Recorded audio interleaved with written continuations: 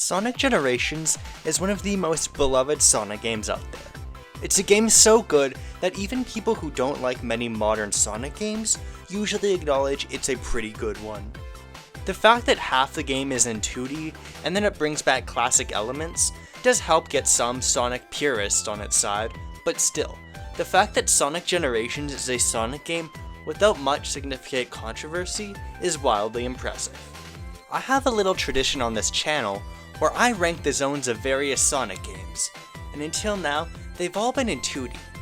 So I figured, why not rank all the zones in Sonic Generations to branch out a little into reviewing 3D levels with the familiar type of levels I ranked before in the mix as well.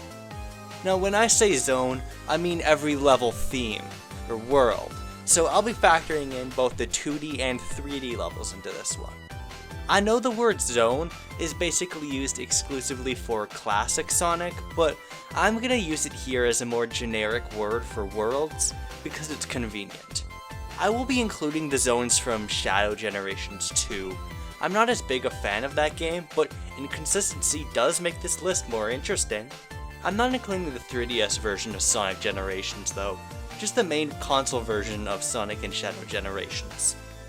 I am not saying Sonic X Shadow Generations. I'll mostly cover the gameplay and how fun each zone is, but the theming and visuals will color my opinions a little bit. That's about it, so subscribe if you enjoy and all that. Let's start at the bottom with the weakest zone. So I need to preface this by stating that Sunset Heights, despite being the least good zone in Sonic and Shadow Generations, isn't terrible. I just found it to be a little forgettable. Both the outdoor sections where you run through a city and the indoor sections in a mechanical base have been done better in other Sonic Generations levels. Sega has seemingly forgot that when they take zones from bad games like Sonic 06 or Sonic Forces, they're supposed to actually enhance the zones and make them interesting. The 2D level does fare a bit better than the 3D one. The part where a robot in the background is destroying the stage is one of the parts that manages to stick in my brain a little. Unfortunately, Sunset Heights features some of the weakest visuals out of any zones in the game. It looks weirdly plasticky. There's so much on screen that it makes it pretty messy. The saturated colors don't help at all, and there are level elements like manholes that spew water that feel kinda gross instead of cool. I'd consider this, and the zone following it, to be the D tiers of the game. Talk about low-budget flights. No food or movies? We're out of here. This is another example of a zone that does everything it's setting out to do fine enough. There are already a few city zones in Sonic and Shadow Generations, and Tokyo doesn't really have enough to stand out. For example, the level culminates in you running up a tower, dodging missiles. That's already been done in other levels before, and better too. And yeah, I won't lie, the fact that you have to pay for this zone and it's $10 in only one act makes me a little biased against it. It's really not worth paying for this level. Oh wow, you got Keanu Reeves in your game, I'm so impressed I just have to spend money immediately. At least it's not the worst Sonic and Shadow Generations related financial decision you could possibly make. Yeah, we're gonna be sticking with Shadow Generations levels for a bit at the start here. Space Colony Arc is the first zone in the game, and because it's basically the tutorial zone, it's simple and doesn't break much ground beyond getting you used to some of Shadow's moves and the feel of the game. It feels like a tutorial level first and foremost. There are some sections where you stick to walls as you move, but that's a little underexplored. As with any Sonic and Shadow Generations zone, with the possible exception of Sunset Heights, the visuals and spectacle are really cool though. Those parts where you stick to walls are really fun, even if, again, they're not really explored gameplay wise. You're also in space, that's a big plus as well. Chaos Island has some absolutely beautiful visuals with its sleek mountains, but in terms of the gameplay, we are firmly in the average tier. It does have more going on than Space Colony Arc though. The main gimmick is purple goo that Shadow can turn into a weird squid thing to traverse, and I felt like it was explored a lot better in the 2D level than the 3D one. If you do like the Shadow Generation zones better than I did, I fully understand, but I think it mostly comes down to a difference in opinion. Sonic Generations has levels that are more constantly exhilarating, and they change locales often. Shadow Generations has a different tone, and slightly longer levels, so they don't quite feel the same. You probably won't get a truck constantly chasing you, or a car section in Shadow Generations.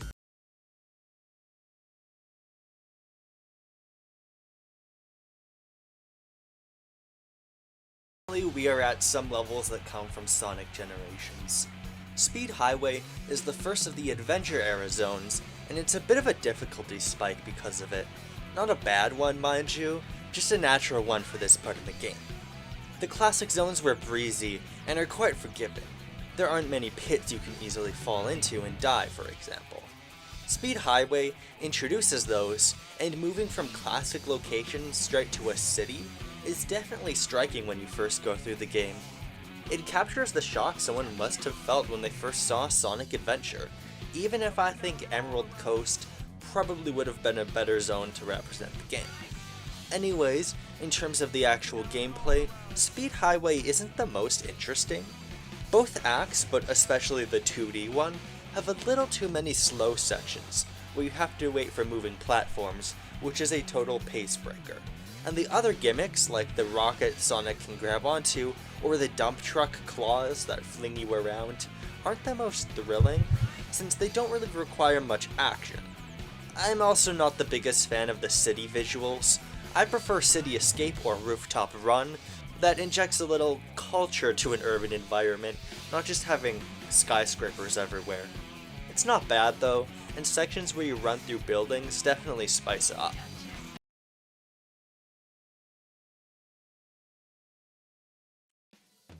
Seaside Hill is a beautiful, relaxing zone, and probably the reason Emerald Coast wasn't chosen. I think it feels a little too inconsistent between acts though. Act 1 starts with a water section, which doesn't necessarily have to be a bad thing. I've said this maybe a million times before, but the 2D Sonic games have a very well-known design philosophy, where fast sections act as a sort of reward for slower platforming sections. When a platforming section is set underwater, it's much slower than usual, so a good water zone will let you go really fast to compensate. Unfortunately, Seaside Hill remains unusually slow in its first 2D level, to the point that it's not even frustrating, just bland. I get that it does help to make the zone seem more relaxing, but there's a certain point whenever I play Seaside Hill Act 1 where I stop and think, why am I not going fast? Act 2 picks up a lot, and I really enjoy the spots where you can go to the beach and travel more freely, even if that's only a couple of times. Actually, Act 2 does feel a little rigid in comparison to other zones, which is also a flaw. But you know what? I have to acknowledge it goes out with a bang. There's a super cool section at the end where you run on a long track past some rolling disc things, and then you're shot out of a cannon that has you just miss the solid ground you're aiming for, only for an orca to show up and get you the rest of the way. Every time I play, I still get worried the fall will mess up my perfect S rank. Hey, don't look at the score I got, please. This is a B tier zone, which really shows the flaws in the tier list method. Most of the zones are super good, and I feel like my list might be top heavy.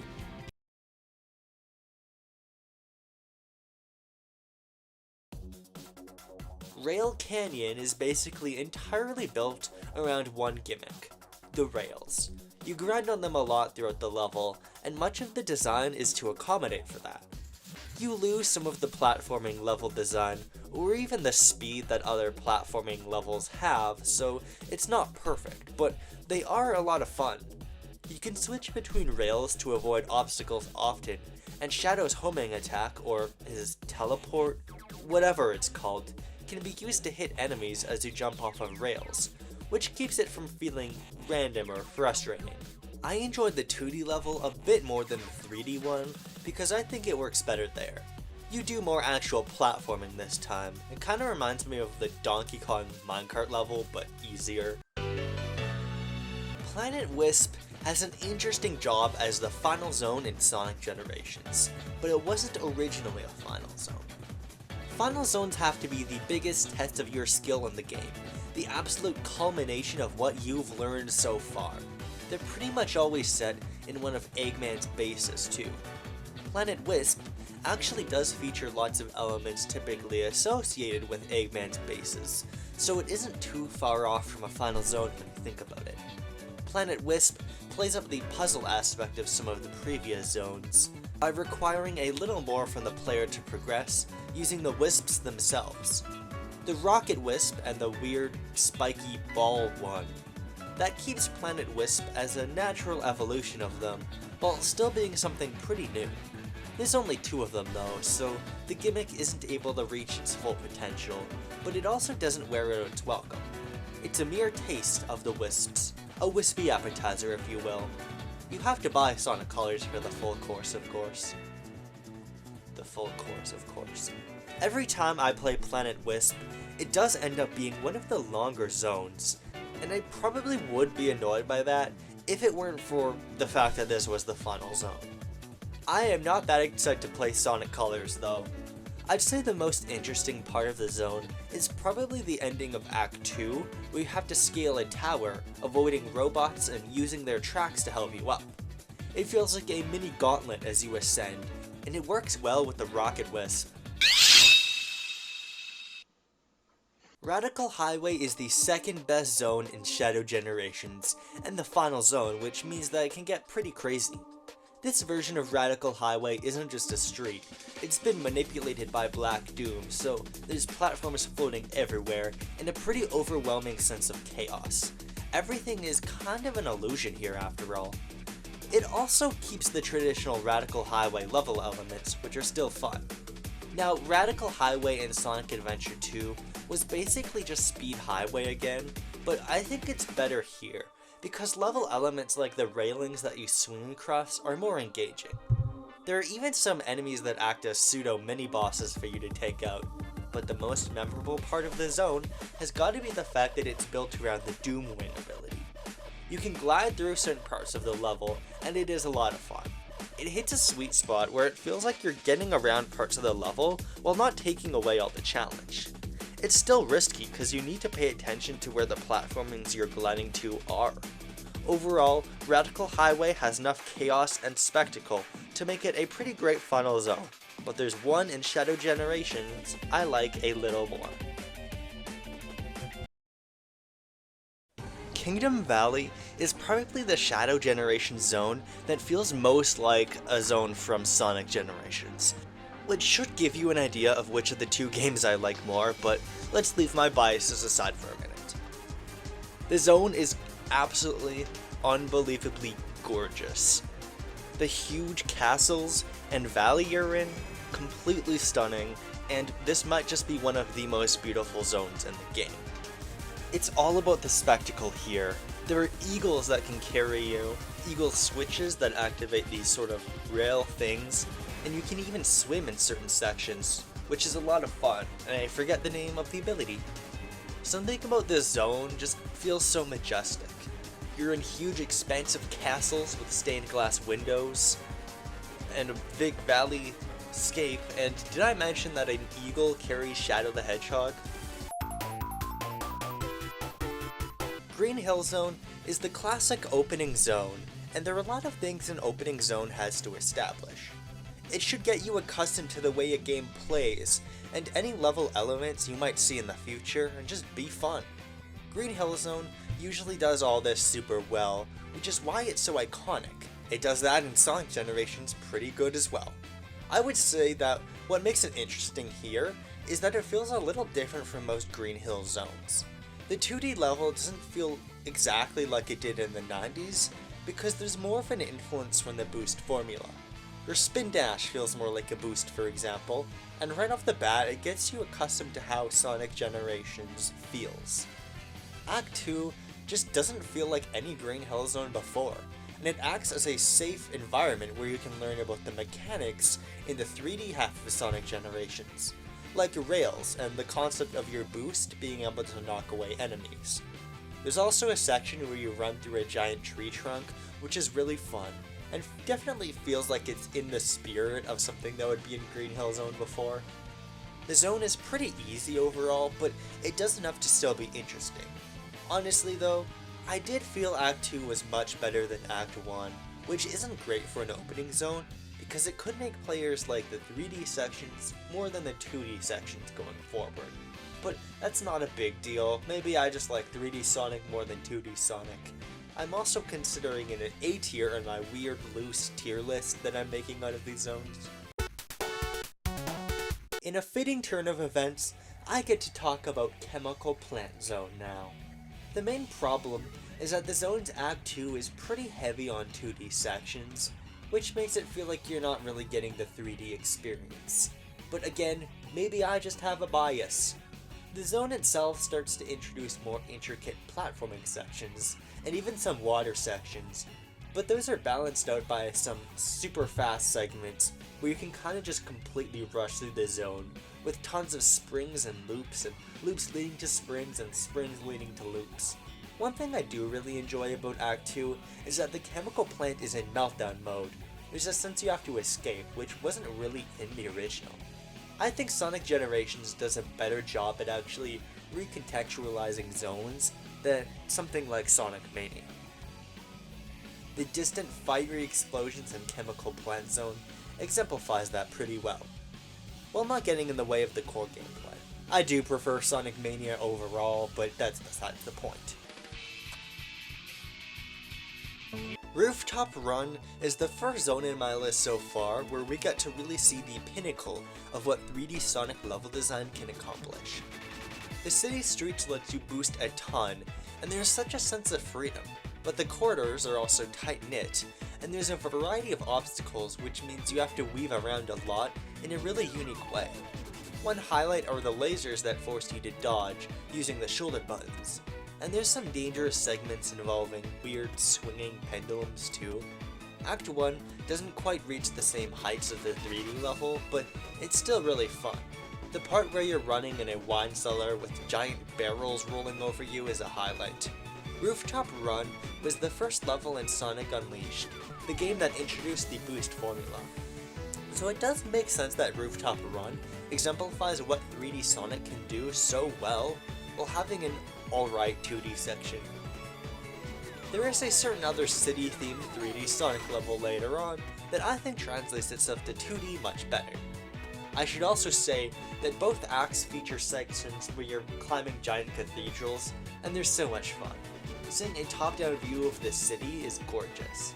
The Greek-inspired architecture in Rooftop Run is unbelievably stunning. Rooftop Run is the first of 4 S-tier zones, because I like these levels a lot, and I'm not very good at balancing tier lists.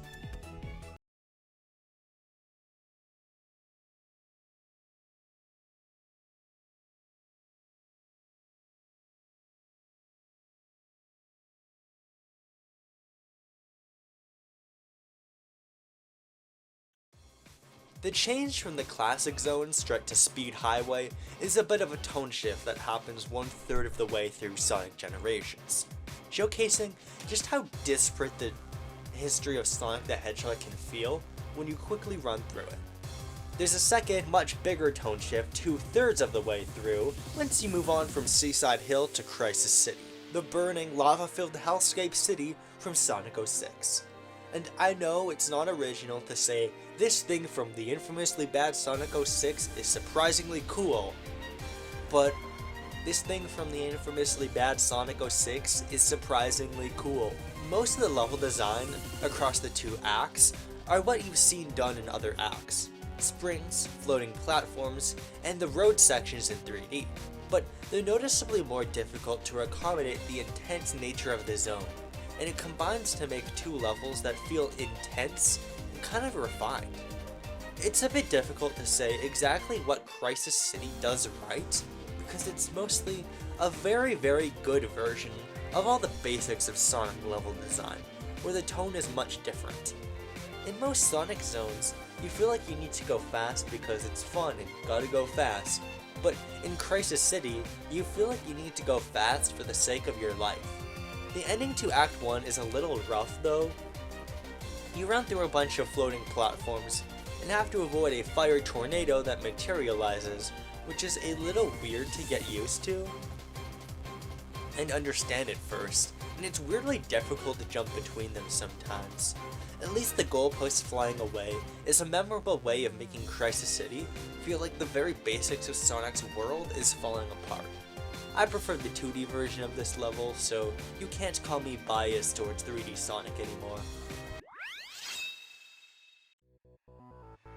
City Escape, one of the greatest and most attractive zones ever thought up. It's inspired by San Francisco and a hit with the ladies. Now, when I'm making this ranking video, I'm inevitably gonna have to talk about the dichotomy between the 2D and 3D parts of the zones a lot. That's how Sonic Generations is designed, and when I'm talking about a zone as a whole, it's sort of just how I need to describe it. City Escape might just be the best example of what can happen from shifting their perspective of a zone in a genuinely transformative way. City Escape was the opening zone in Sonic Adventure 2, and it's a good example of what that game does in its non-shitty third half, and its non-shitty parts where you play as Sonic and Shadow. It was a really fun zone where you skateboard downhill for the most part and get a real sense of the speed that Sonic is known for.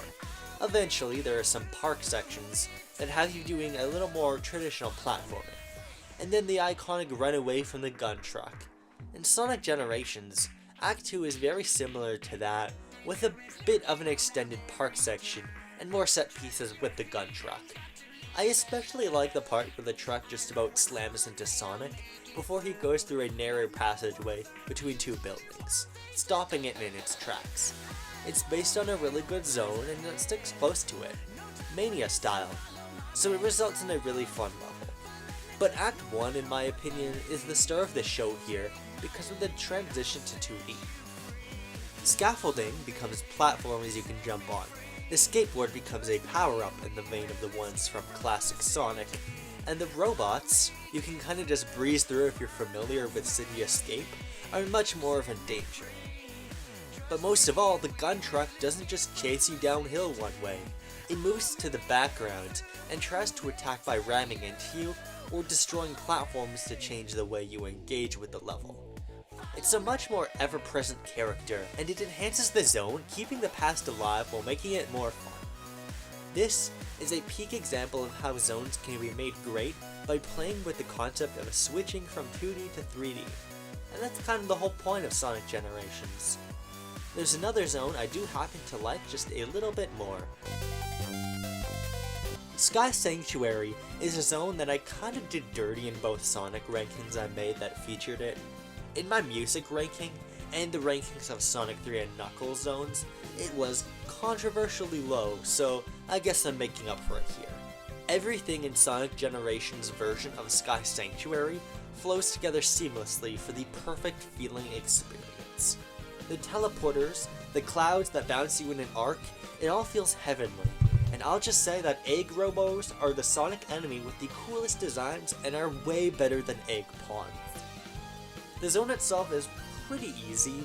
All classic Sonic zones and Generations are, but it works because of the carefree atmosphere and because it's still lots of fun.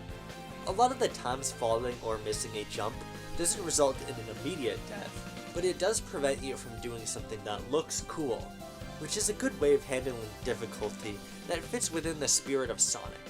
Sky Sanctuary Zone comes from Sonic and Knuckles, and it wasn't necessarily that iconic of a zone in that game. Sure, the visuals were certainly memorable, but it was just one act, and it mostly served as a mini-boss rush before the end. It's kind of an unorthodox pick to represent Sonic 3 and Knuckles, but I am glad they picked it, because they fully use all of its potential and atmosphere for a much more memorable zone. And that's what's so fun about Sonic Generations as a concept.